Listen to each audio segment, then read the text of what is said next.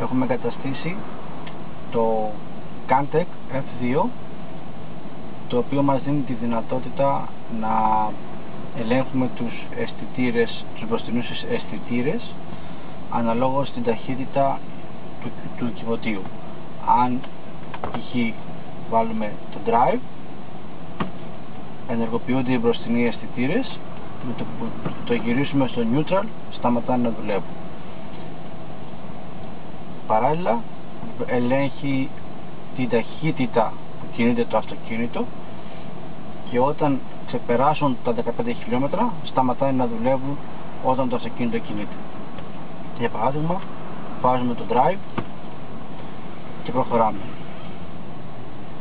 Θα ξεκινήσουν να δουλεύουν οι αισθητήρες.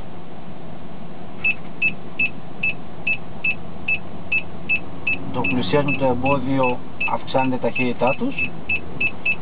Αν για παράδειγμα βγάλω την ταχύτητα και το κινήσω στο neutral, στο drive, σταματάνε να δουλεύουν.